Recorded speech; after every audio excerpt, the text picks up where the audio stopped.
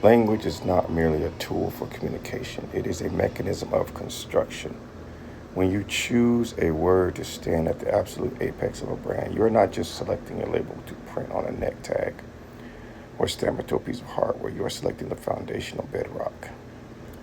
You are establishing the precise mathematical and psychological boundaries for every single action, design, and silhouette that will ever come out of your house. To truly understand what we are building, you must understand the anatomical definition of the word that governs our entire reality.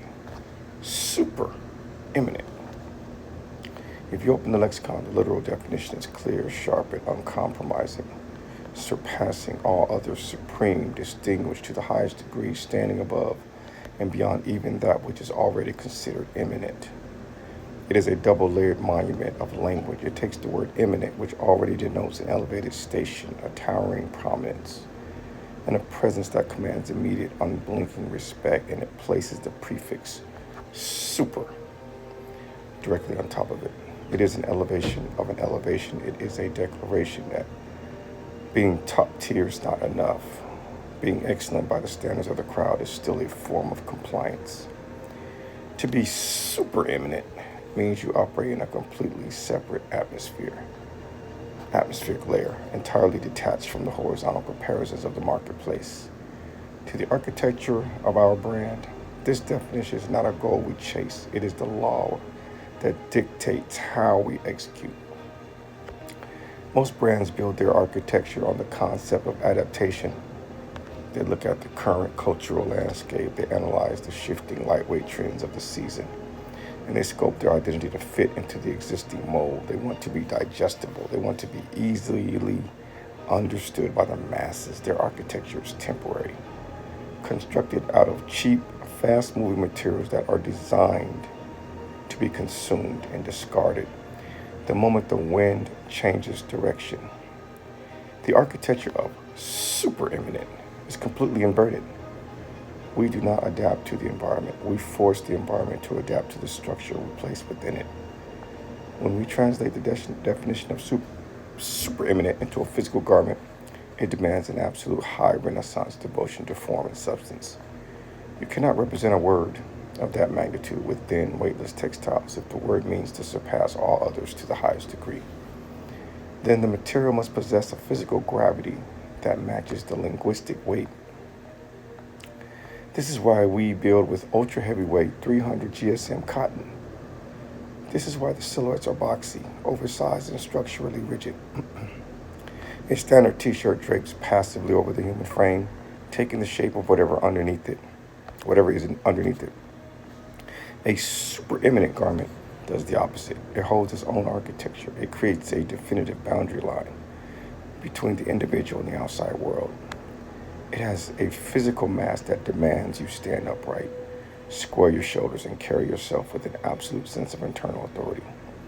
The definition dictates the hardware. It dictates the deep, matte steel finishes, the flawless double stitching, and the geometric precision of the SE monogram.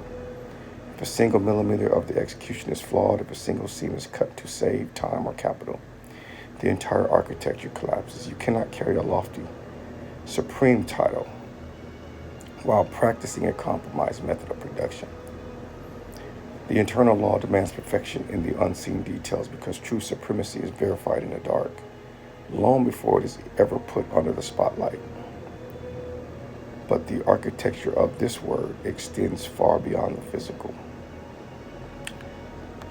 thread. It is the blueprint of the mindset we require from our collective.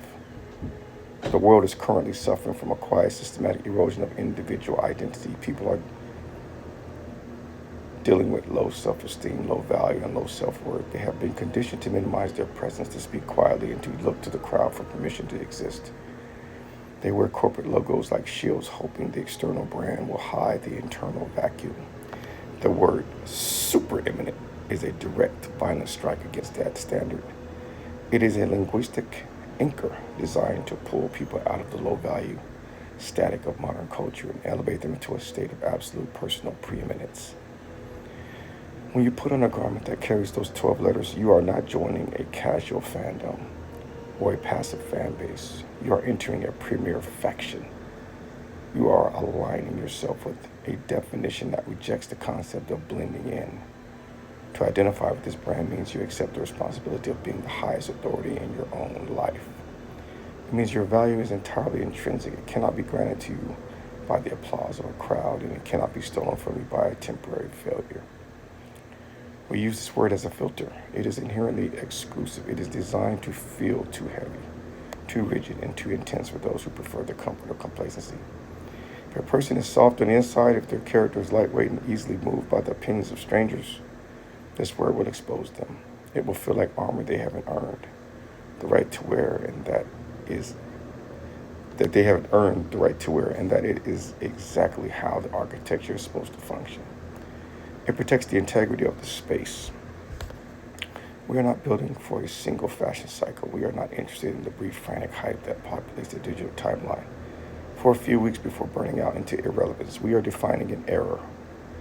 The trend chasers will continue to buy what is fast, cheap, and disposable, and within a few months, their garments and their identities will unravel in the wash.